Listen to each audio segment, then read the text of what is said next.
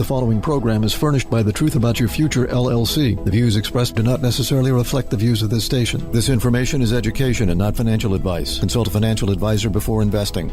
The Truth About Your Future with Rick Edelman is brought to you by Bitwise, the world's largest crypto index fund manager, and by Global X ETFs, dedicated to providing investors with unexplored and intelligent solutions, and by Invesco QQQ, a fund that allows you to access the innovators of the NASDAQ 100, and by Edelman Financial Engines.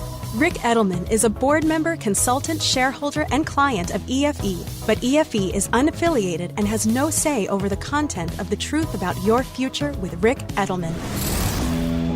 This is where technology, innovation, and personal finance come together.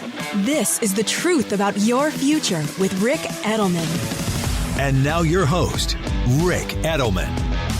Welcome to The Truth About Your Future. I'm Rick Edelman. Here's what we've got coming up for you today. A look at today's markets, plus the latest on CBDCs in the U.S. and around the world. Is a college degree really worth it? Plus, ways you can invest in innovation and understanding the term duration and why you need to care. Plus, Gene's Word of the Week. Let's get started with where we all are in the midst of, and that's the turmoil you've been experiencing personally and observing in the economy. There's one segment that is doing incredibly well, very, very strong, the U.S. dollar. When we compare the value of the U.S. dollar to other currencies around the world, we discover that our dollar is going up in value and other countries' currencies are going down in value. Well, is that a big deal? Isn't that good news? Well, not necessarily. Johnson & Johnson just reported that its profits are going down because the dollar's going up. The company says it generates half of its sales outside the U.S. So think about this. If you live in Europe and you want to buy a product from J&J, you've got to use your euro to buy something that is manufactured in dollars. So the lower your euro, the more of them you got to spend. In other words, you've got a big price increase for Johnson & Johnson products, even without inflation. J&J says that the strong dollar is costing the company $4 billion in sales. Microsoft and IBM are saying the same thing. The dollar so far this year is up 12%.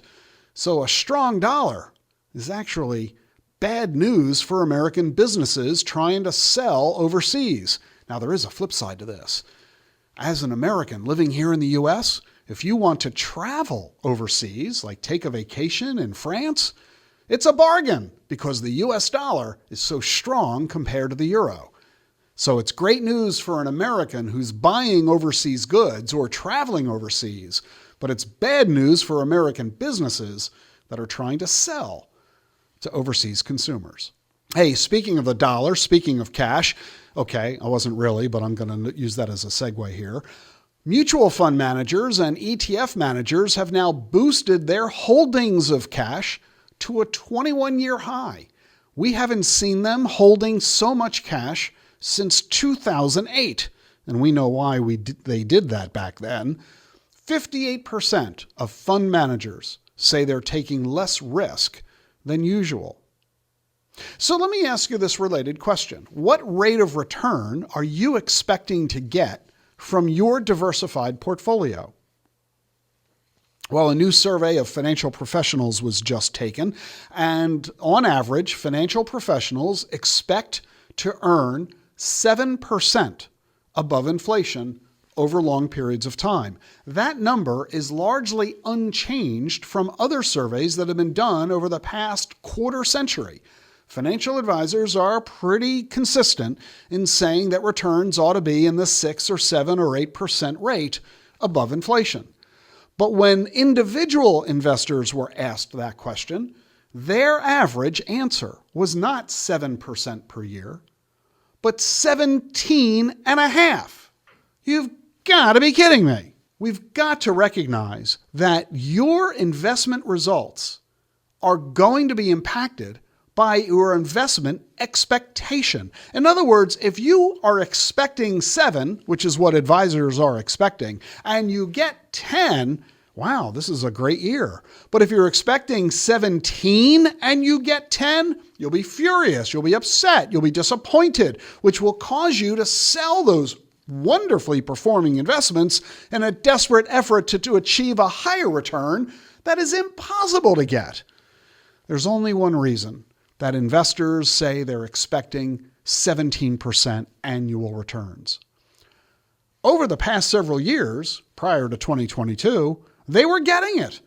So if you're a relatively new investor from 2018, 2019, 2020, 2021, yeah, a 17% return is understandable because that's what the financial markets were delivering.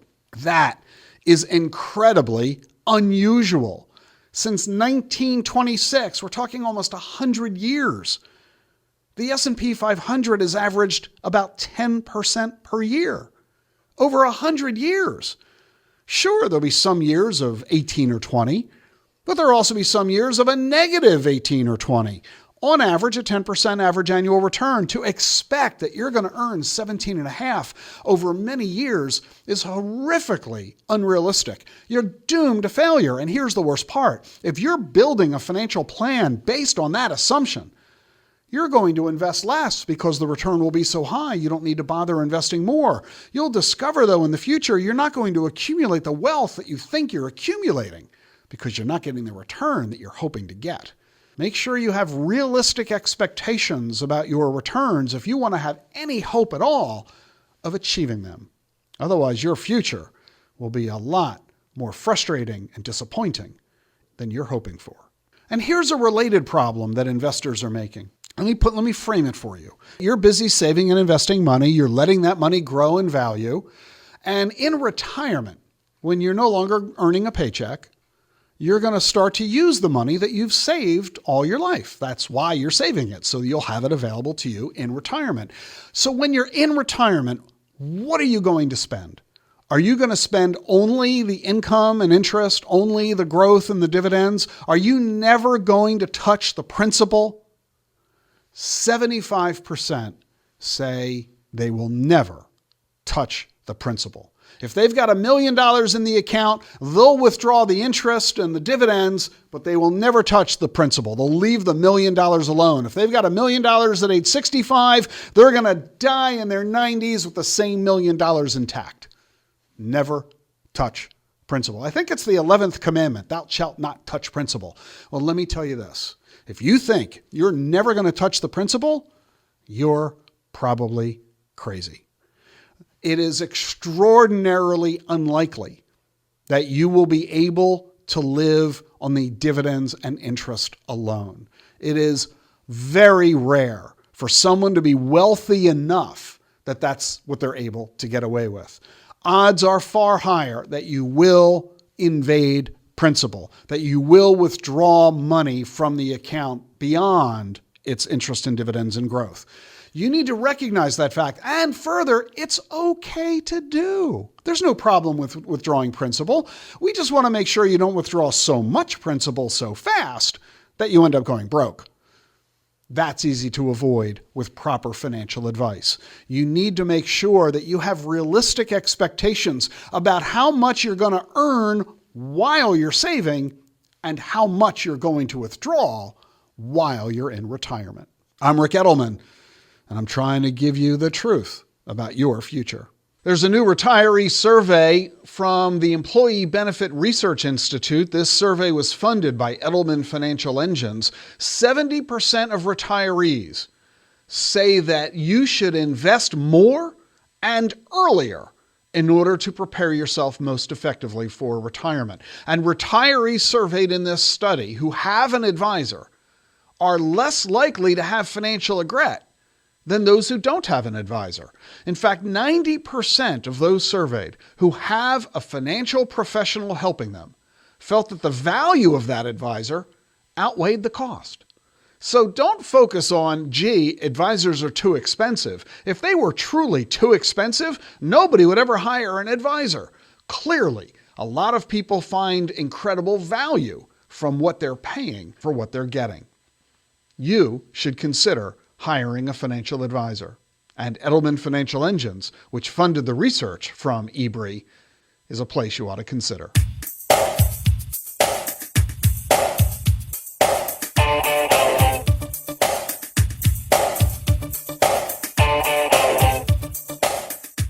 Want to invest in digital assets but find it all a bit complicated? There's actually a very easy way that you can invest in this new asset class. Simply choose the Bitwise 10 Crypto Index Fund, symbol BITW. It's the first and still the biggest crypto index fund. It owns the 10 largest digital assets and rebalances monthly, so you don't have to decide what to buy or when to rebalance. Bitwise does it all for you. At Bitwise, we want digital assets to be available to everyone, and that's why we work closely with individual investors like you, as well as financial advisors and institutions. At Bitwise, crypto is all we do. If you believe digital assets should be part of a diversified portfolio, take a look at the Bitwise Crypto 10 Index Fund, symbol BITW, available everywhere you get your investments. There are major risks to consider, including the loss of your entire investment. Before investing in crypto funds, visit bitwiseinvestments.com to learn about the risks with these investments. What do all the greatest innovations have in common? Agents of innovation. Ordinary people who shape the future by putting their money behind the right ideas. Invesco QQQ is a fund that allows you access to innovators of the NASDAQ 100. So you don't have to be an inventor to help create what's next to come. Be an agent of innovation with Invesco QQQ. Learn more at Invesco.com/QQQ. There are risks when investing in ETFs, including possible loss of money. ETFs risks are similar to those of stocks. Investments in the tech sector are subject to greater risk and more volatility than more diversified investments. The NASDAQ 100 index comprises the 100 largest non-financial companies on the NASDAQ. You can't invest directly into an index. Before investing, carefully read and consider fund investment objectives, risks, charges, expenses, and more in the prospectus at Invesco.com. Invesco Distributors, Inc. Recession, inflation, rising interest rates. Wondering what today's economic challenges mean for you? Join Edelman Financial Engines on Tuesday, September 20th at 2 p.m. or 8 p.m. Eastern for our brand new virtual event, The Economic Storm of 2022 and Your Wealth, a roundtable discussion hosted by best-selling author Gene Shatsky and featuring wealth planners from Edelman Financial Engines. You can register now at planefe.com. You'll get timely insights into today's market situation and learn steps to consider now. Are you making the right financial moves? What could you be doing differently? Don't miss this important virtual event. Join Edelman Financial Engines for The Economic Storm of 2022 and Your Wealth, hosted by Gene Shatsky on Tuesday, September 20th at 2 p.m. or 8 p.m. Eastern. There's no cost to attend and no obligation. Register now at planefe.com. That's planefe.com. Edelman Financial Engines, from here forward.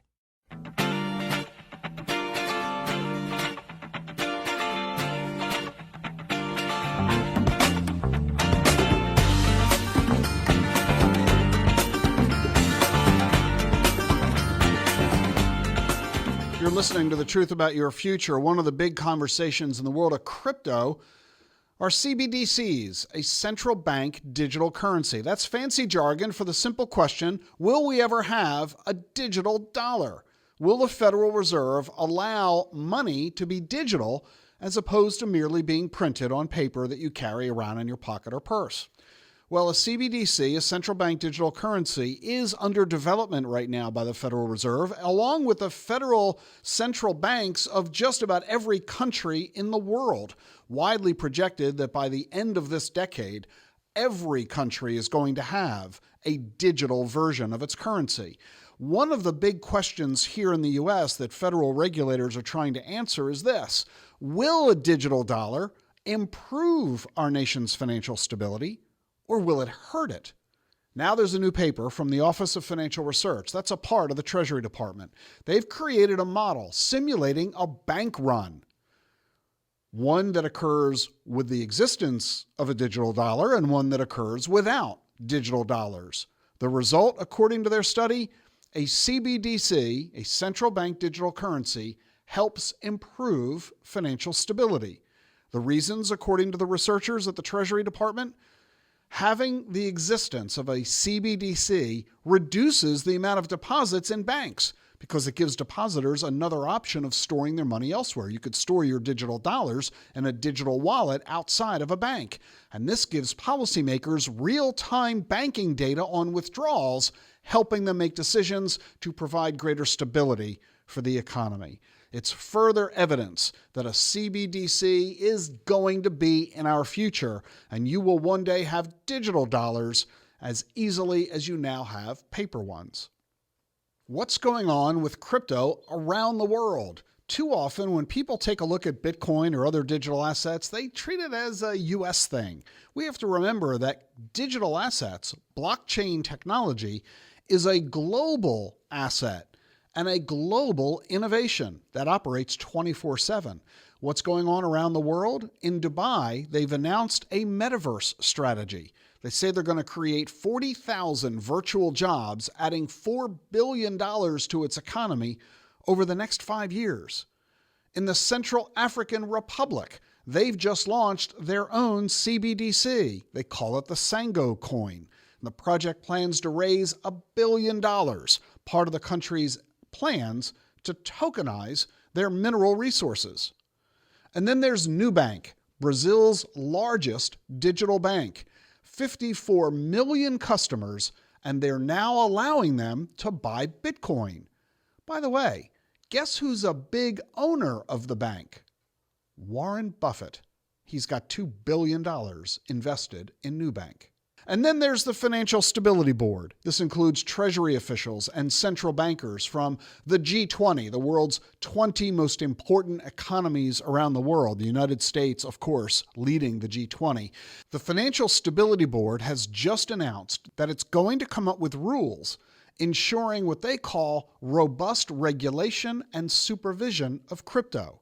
They're going to deliver an outline next month. This is a really important development because it shows that they're not talking about banning crypto.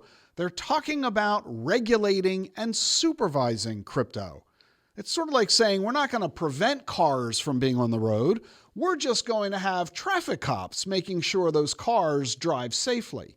And that demonstrates that crypto is going to become more and more commonplace than ever. Once you've got rules of the road, you have an increase of safety and a greater expectation of usability. This is all growing, and the governments are helping to support it. Meantime, here in the United States, the CFTC, the Commodity Futures Trading Commission, has launched a new Office of Technology Innovation to help it engage in the regulation of crypto. And California is now allowing political contributions in the form of crypto. So you can donate your Bitcoin and Ethereum and other digital assets to your favorite politician. Meanwhile, the Treasury Department is creating its own crypto policy, and it is now asking for public comment, demonstrating further advances. Rules and regulations are on their way, and that is a very healthy sign for the permanence of digital assets. My prediction is on the record for some time, and I'll repeat it for you here. You will own digital assets. The only question is, when will you choose to first buy? You can do it now at today's prices, or you can wait. It's entirely your call. Hey, what's your attitude about crypto? Do you think you're going to want to buy Bitcoin anytime soon? We've got some new surveys out, one of them from Bank of America. 23% of U.S. adults say they plan to buy crypto within the next month. And 91% who already own Bitcoin say they intend to buy more within the next 6 months. In January, 26% said that. In other words, pretty much the same number of people who liked Bitcoin when it was very high in price still like it today. And who are these people? Well, 58% of them earn $50,000 or more. 40% are over the age of 40. If you think crypto is only for kids, you're making a big mistake.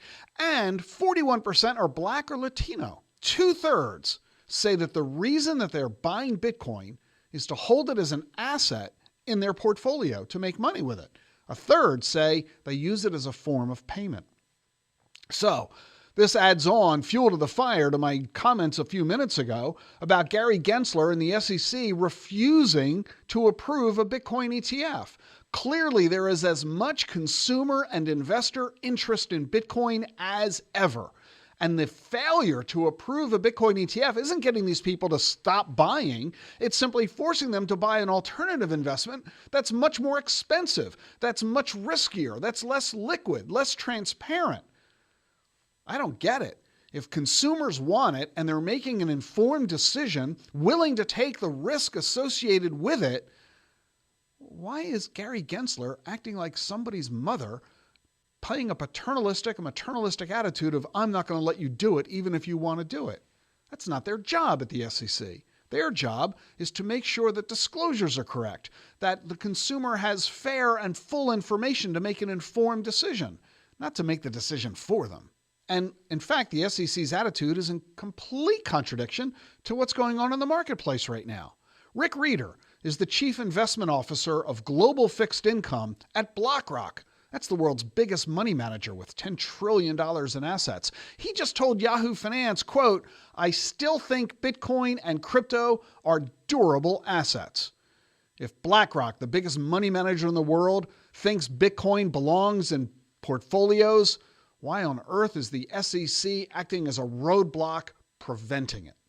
Makes no sense. I'm Rick Edelman, and this is the truth about your future.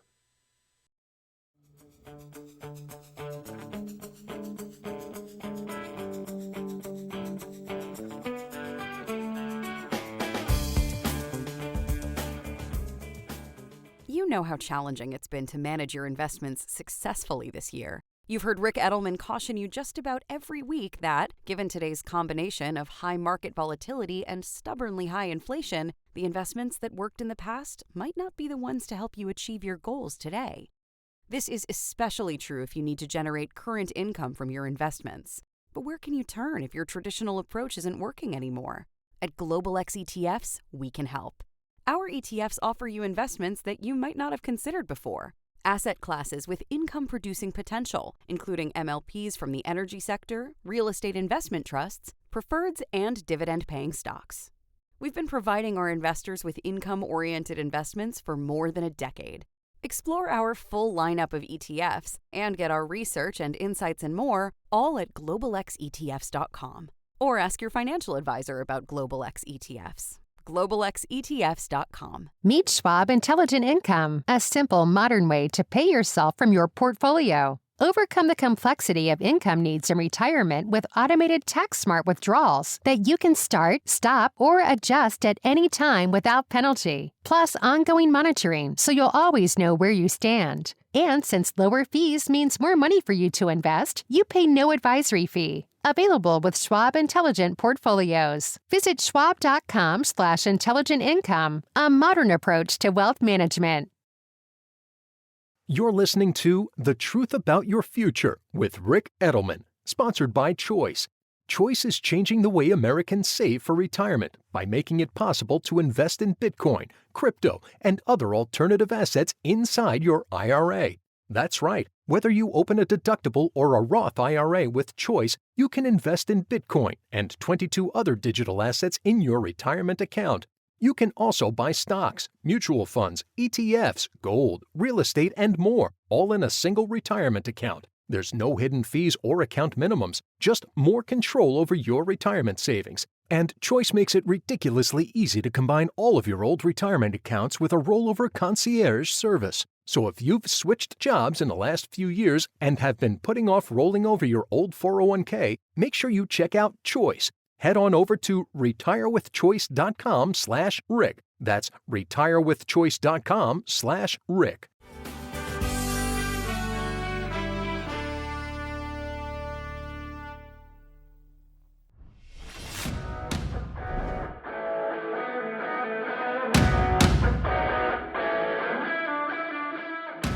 You're listening to The Truth About Your Future. I'm Rick Edelman. Very happy to bring onto the program Ryan McCormack. Ryan is the Factor and Core Equity ETF strategist representing Invesco's flagship ETF, Invesco QQQ. Ryan, great to have you on the program.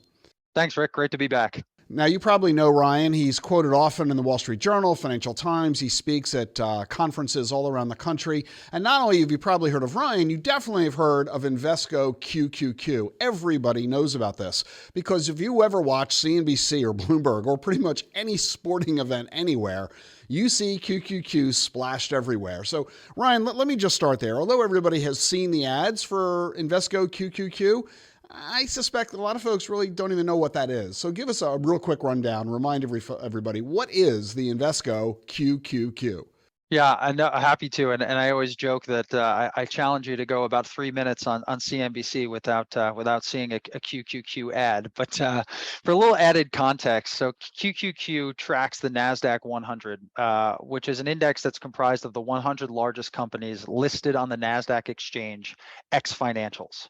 QQQ has a over 23-year track record. It's the 5th largest ETF listed and the 2nd most actively traded. So very well known in the financial community, and now we're trying very hard to expand our reach to showcase to the individual investors as well. You know, there aren't very many brands that are known throughout the world and have a huge high name recognition. You can think of McDonald's and Hershey's. You can think of Ford. I think Invesco QQQ is up in those ranks. It's one of the few ETFs where everybody, even those who don't know much about ETFs, have heard of QQQ. Part of it is the unique name itself, the fact that it goes by the ticker symbol QQQ. We often refer to it as the Qs. So it's got a unique positioning in the marketplace, and the fact that it's the 5th largest, what is it, $200 billion in assets now? Just about, yep. So it certainly has the name recognition that is the envy of the ETF marketplace. But you mentioned that it is the top 100 stocks of the NASDAQ. NASDAQ is well known for being an innovation index. It is largely technology stocks, not exclusively, but largely. And so is that really the whole point? Is that the message that Invesco was trying to convey, that if you want to invest in technology stocks, in innovation, the Qs is a way to go do that? Yeah, I think absolutely, and I think there is still that misnomer which you were alluding to, right? That QQQ is just a technology fund, and to your point, Rick, the lion's share of the allocation is in technology stocks, but you are getting exposure to communication services stocks, to consumer discretionary stocks, to some differentiated healthcare names. So we look at it as a way to play large cap growth. We think that the NASDAQ 100 has sort of blossomed into this preeminent large cap growth index here domestically. And I think as you look at NASDAQ and its history, you're absolutely right. It has been a very innovative index, being the first being the first electronic exchange. And I work with my colleagues at NASDAQ very closely, and I always ask them, so why do these innovative and forward-leaning companies consistently list on NASDAQ? And there's a ton of capabilities that they can offer for companies that are listing. You could talk about sort of brand value that they can help to unlock, but ultimately it boils down to one question, and it's, what do you want to be when you grow up? Do you want to be an Apple and a Microsoft, or would you rather be a GE or JP Morgan? GE and JP Morgan, both fantastic companies, but as you look at some of these more technologically oriented companies, you hear, hey, I could grow up to be an Apple or a Microsoft, and I think that's what consistently attracts these sorts of companies to list on the NASDAQ exchange. And so when you're really looking at it, it is all about innovation, isn't it? So how do you evaluate if a company is truly dedicated to innovation? How do you know that they're serious about this? Yeah, so innovation is a little bit of a nebulous term, right? I think if you ask 10 different people, you would get 10 different definitions, and that's one of the struggles. Is you see these companies consistently staying nimble and bringing new products and services to the marketplace, and as you start to peel the onion back, it's, well, how and why are they able to do this? And from our perspective, we think the first stop is research and development. what we found is NASDAQ 100 companies consistently spend more on research and development than companies in competing indices. For instance, calendar year 2021, on a weighted average basis, the NASDAQ 100 companies spent over $13 billion, $13.1 billion, on R&D, compared to the S&P 500 at $7.7 billion on a weighted average basis. But as you strip out the companies that are in both NASDAQ 100 and S&P, those S&P companies ex NASDAQ 100 only spend around $1.9 billion on R&D in any given year. Put in a different way, on a percentage of sales basis, NASDAQ 100 companies reinvest 10.1% of sales back into their companies through R&D. Again, looking at S&P ex NASDAQ 100, that number is 4.1%. So what we see is this consistent commitment of these companies to reinvest in their business. And I think when you look at R&D, generally that's a longer term story. Right? You don't just throw money at an R&D project and say, hey, this is going to be additive to earnings next quarter or even next year. Right? In many cases, this is a multi-year commitment that these companies are making, building out infrastructure, researching the ideas, and cultivating that end product. So, I think it's not an easy commitment. It's longer term in nature, but what we found is that these NASDAQ 100 companies are committed to it.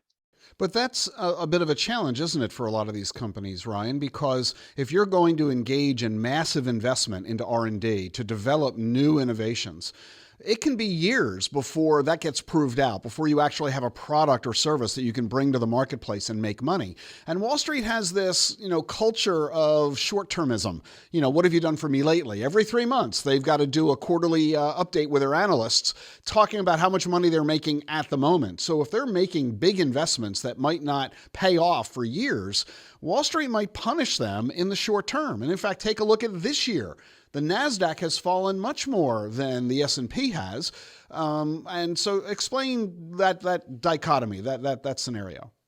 Well, I think it's challenging, and certainly in as you look at growth, it's the future potential for growth. Where are you deriving those earnings from? And from the shorter term, you're absolutely right, Rick. If you look at some of the conference calls and whisper numbers around some of these earnings announcements, and they can be hyper focused on a very specific data point, and even if they miss marginally on that data point, whether it be ad sales, whether it be user growth, etc.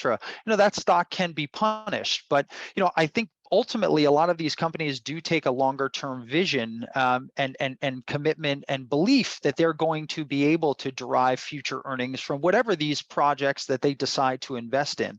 And we've seen that over time. We've seen these companies have the ability to be very nimble. Their businesses look very different today than they did 20 years ago, 10 years ago, 5 years ago, even 3 years ago in many cases. So there is a little bit of a dichotomy there, but I think broadly when you're looking at NASDAQ 100, the thesis here is that future growth potential that exists. And so that's really very simply the question that investors have to ask themselves. You need to decide, are you interested in what's going on right now, or are you interested in making investments for the future, where the payoff, so to speak, will come in the years to come? If you are focused on the future, that means you need to be investing in companies that are investing in their futures with the R&D that Ryan just described. And if you're focusing on the future, on innovation, that argues for the QQQ as opposed to the S&P 500. It's really that's it, isn't it, Ryan? That's the decision investors need to ask themselves. That really is it. I mean, to put it a different way, I mean, you look at sort of the next level of innovation, right? We look at R&D spend, but we take it a step further and look at patent filings across a number of different disruptive technologies. And what we found is NASDAQ 100 companies have, very significant patent exposure. To give an example, May 31st of 2021 through May 31st of this year, NASDAQ 100 companies filed over 1/4 of all patents that relate to themes like big data or cybersecurity or wearable technologies or 3D graphics. I think when you look at some of those themes, they're here. right? Companies are already taking some of those themes. They're in our daily lives, and it's contributing to the bottom line. But as you start to look out, there's also significant patent activity in things like the blockchain, like digital currency, like 3D printing, like autonomous vehicles, like biofuels. So things that may not be a part of our daily lives today, but there is a path where this could become a very significant part of our daily lives. So, there's a nice balance between activity in themes that are already contributing to the bottom line today, but there is that path towards, hey, there's exposure to some of these themes that I think will derive the next leg of earnings growth within these companies. It's interesting you mentioned that. You use the phrase disruptive technology. Innovation, really, at the end of the day, equals disruption.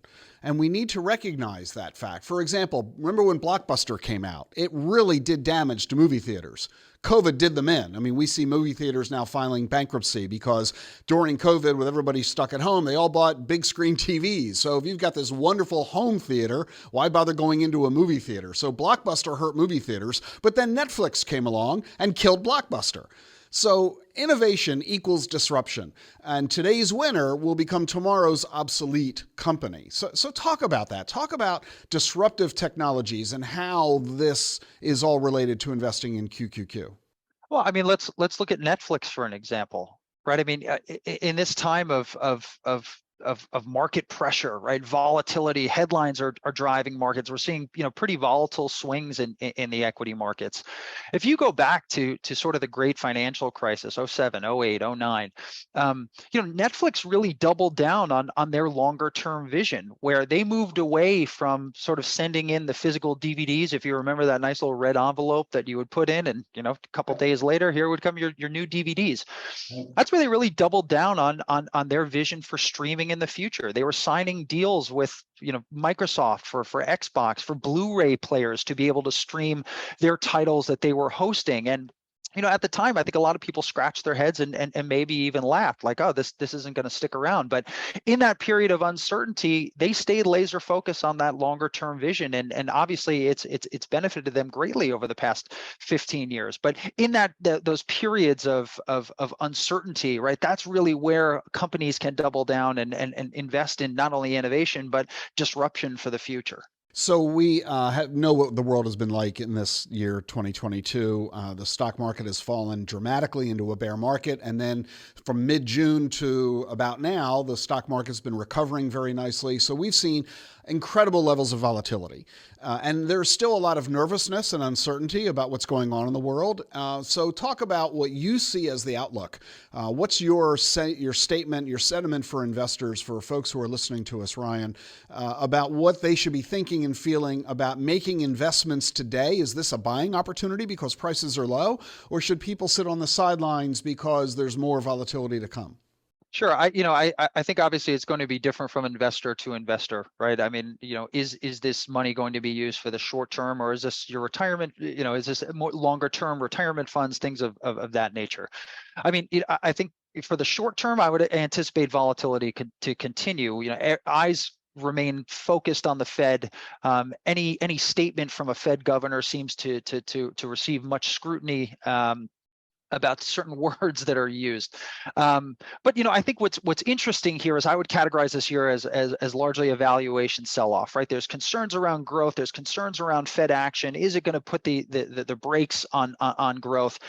And kind of in the midst of that, we saw valuations sell off where, NASDAQ 100 at one point was trading over 40 times PE. Those valuations have now come back down in between the historical 15, 20-year range of around 30 on the high end and 20 on the low end.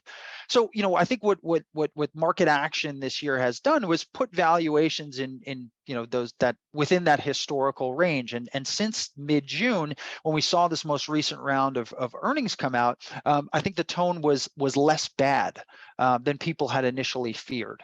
So, I think for those medium to longer term investors, this can serve as an opportunity to leg in dollar cost average, because you are picking up this basket of companies at more attractive valuations than you would have, say, 1 year ago.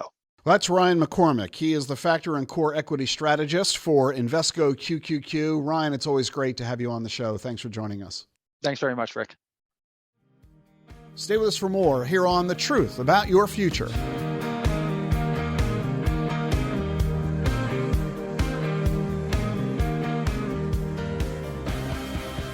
What do all the greatest innovations have in common? Agents of innovation. Ordinary people who shape the future by putting their money behind the right ideas. Invesco QQQ is a fund that allows you access to innovators of the NASDAQ 100. So you don't have to be an inventor to help create what's next to come.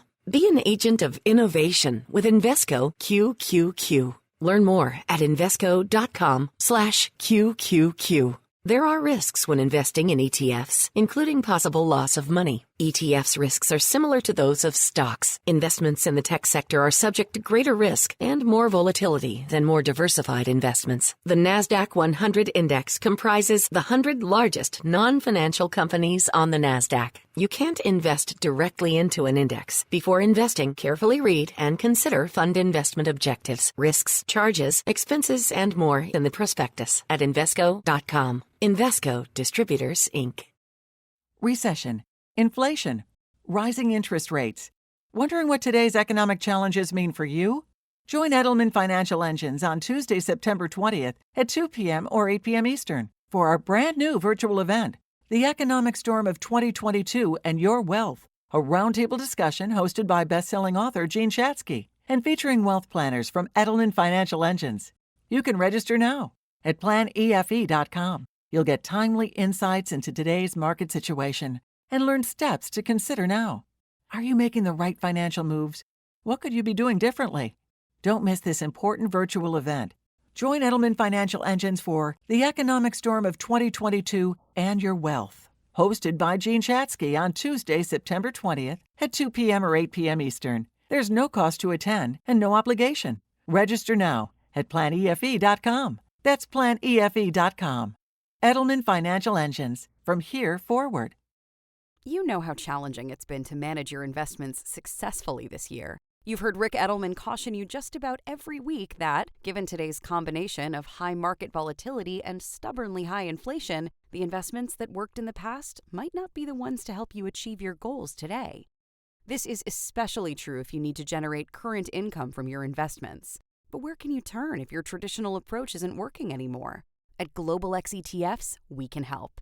Our ETFs offer you investments that you might not have considered before. Asset classes with income-producing potential, including MLPs from the energy sector, real estate investment trusts, preferreds, and dividend-paying stocks. We've been providing our investors with income-oriented investments for more than a decade. Explore our full lineup of ETFs and get our research and insights and more, all at globalxetfs.com. Or ask your financial advisor about Global X ETFs. globalxetfs.com.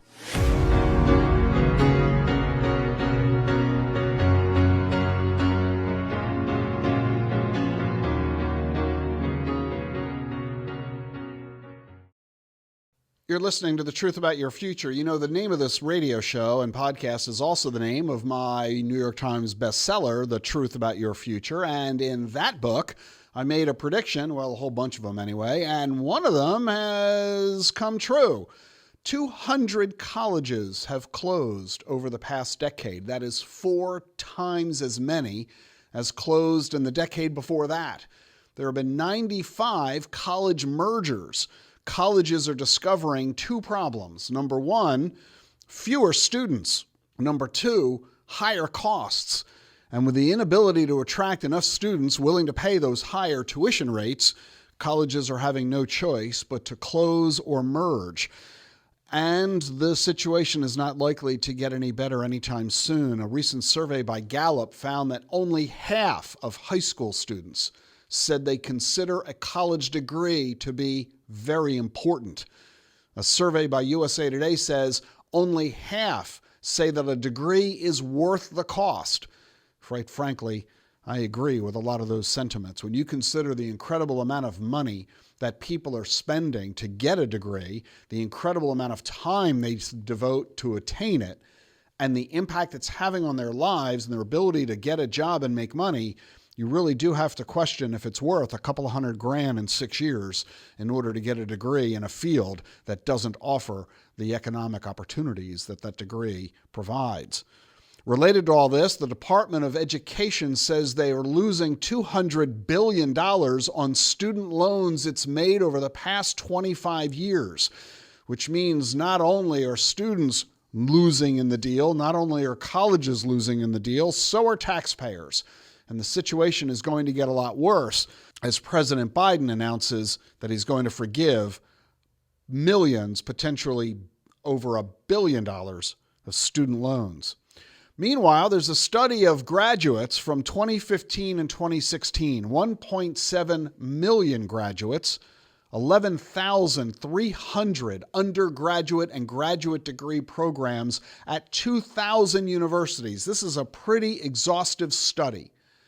The study found that in 75% of those degree programs at all of those universities, in 3 out of 4 cases, men are earning more than women 3 years after graduation. In 10% of those programs, men are earning 10% more than women are, even though they're graduating from the same program at the same university. At Georgetown University, you get an accounting degree. Men are earning an average of $155,000. That's 55% more than women. They're only making $100,000. University of Michigan law degree. Men are earning $165,000, women $120,000.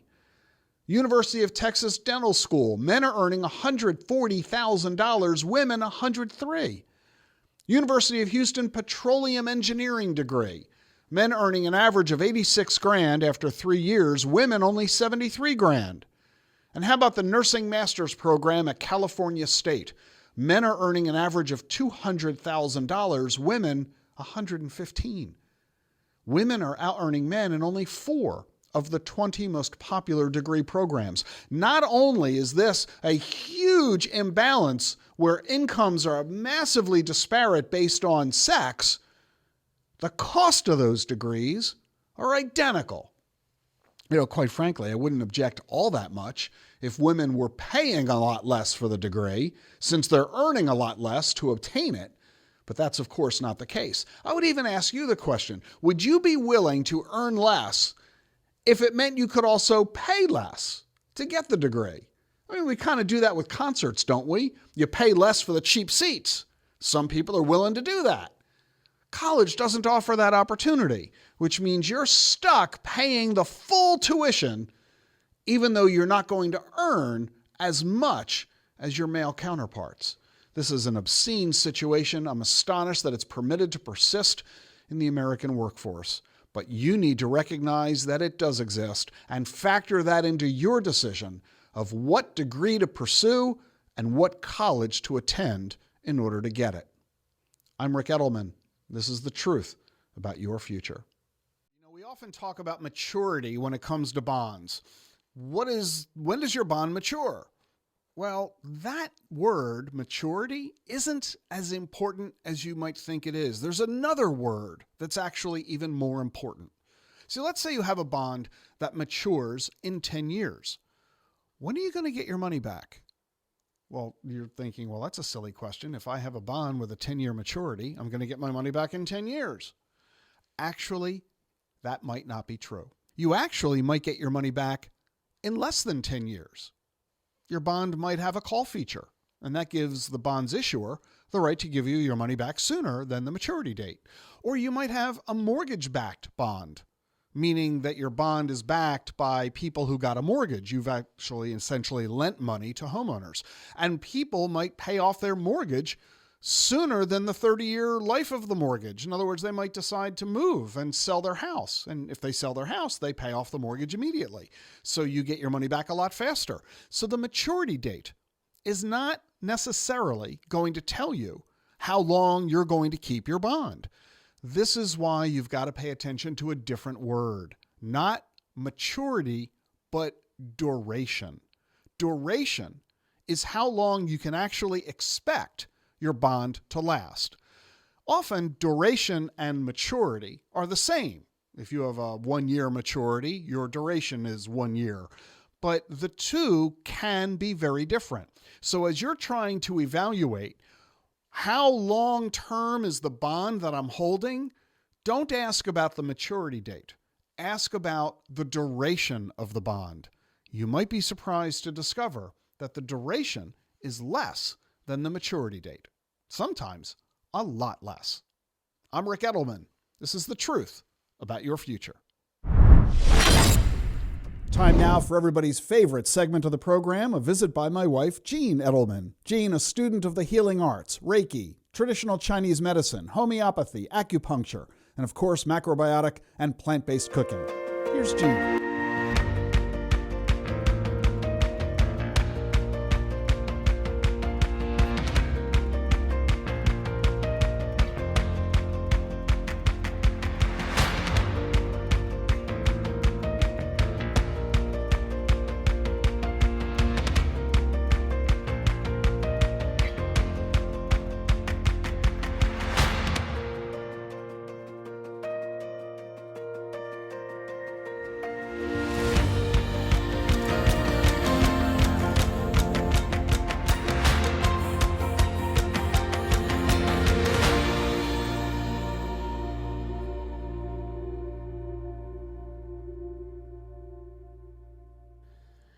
Great to be with you this week.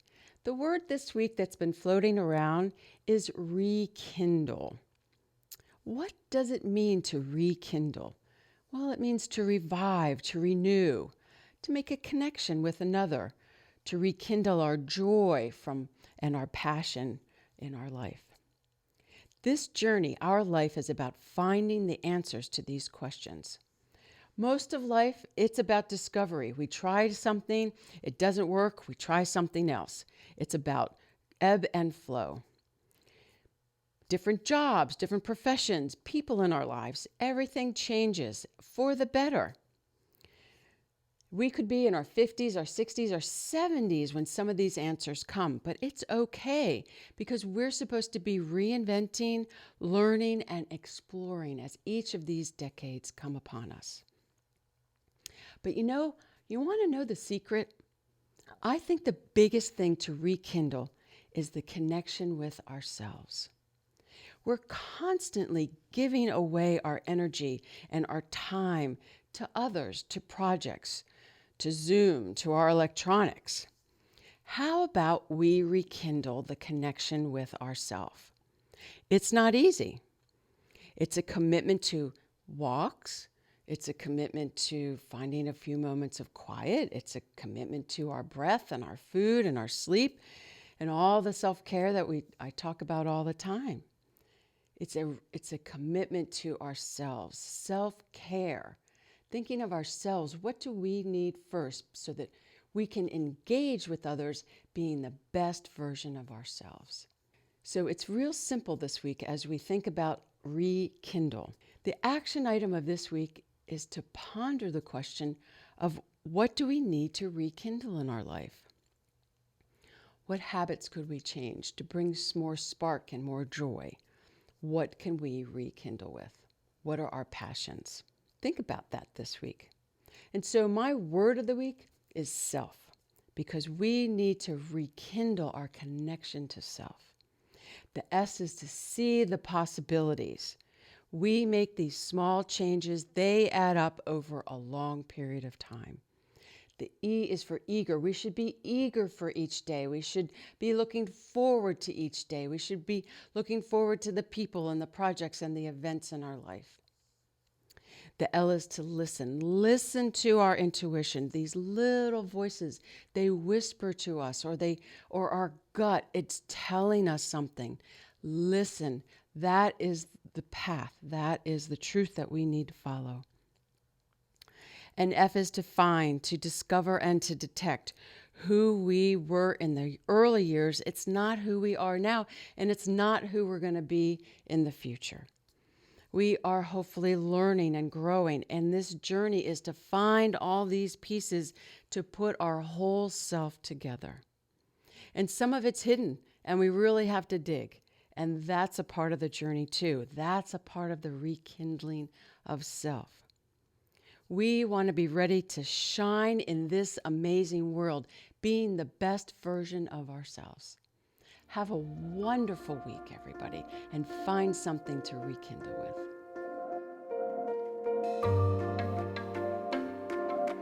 I know you can't get enough of Jean. Well, you can go to thetruthayf.com for more of Jean's Words of the Week. Did you know Schwab offers a satisfaction guarantee? If for any reason you're not completely satisfied, Schwab will refund your fee or commission and work with you to make things right. You won't find that kind of promise everywhere, but you will find it at Schwab. It's just another way that they put clients' interest at the heart of everything they do. Learn what's included and how it works at schwab.com/satisfaction. That's schwab.com/satisfaction. Want to invest in digital assets but find it all a bit complicated? There's actually a very easy way that you can invest in this new asset class. Simply choose the Bitwise 10 Crypto Index Fund, symbol BITW. It's the first and still the biggest crypto index fund. It owns the 10 largest digital assets and rebalances monthly, so you don't have to decide what to buy or when to rebalance. Bitwise does it all for you. At Bitwise, we want digital assets to be available to everyone, and that's why we work closely with individual investors like you, as well as financial advisors and institutions. At Bitwise, crypto is all we do. If you believe digital assets should be part of a diversified portfolio, take a look at the Bitwise Crypto 10 Index Fund, symbol BITW, available everywhere you get your investments. There are major risks to consider, including the loss of your entire investment. Before investing in crypto funds, visit bitwiseinvestments.com to learn about the risks with these investments. Well, that's all the time we've got on The Truth About Your Future this weekend. Remember, sign up for my new master classes. It's online, Financial Planning in the Age of Longevity. In my new master class, you'll discover the truth about your future, starting with the fact that if you're alive in 2030, you'll probably be alive to age 100 and beyond. Will your money last as long as you do? That's what my new master class teaches you at thetruthayf.com. That's thetruthayf.com. See you next week. Bye-bye. Bye-bye. Bye-bye. I'm sorry, what? What part didn't you understand? The buh or the bye? Bye-bye. The Truth About Your Future with Rick Edelman has been brought to you by Bitwise, the world's largest crypto index fund manager. As crypto grows, Bitwise believes everyone should have a simple and familiar way to access it. Bitwise makes crypto clear. Bitwiseinvestments.com. And by Global X ETFs. For more than a decade, Global X ETFs has been dedicated to providing investors with unexplored and intelligent solutions. Learn more at globalxetfs.com. And by Invesco QQQ, a fund that allows you to access the innovators of the NASDAQ 100. Invesco.com/QQQ. Stay tuned for Everyday Wealth with Soledad O'Brien and Gene Chatsky from Edelman Financial Engines. Everydaywealth.com/radio. EFE and The Truth About Your Future with Rick Edelman are unaffiliated entities. Get the truth about your future every weekend with Rick Edelman. It's thetruthayf.com.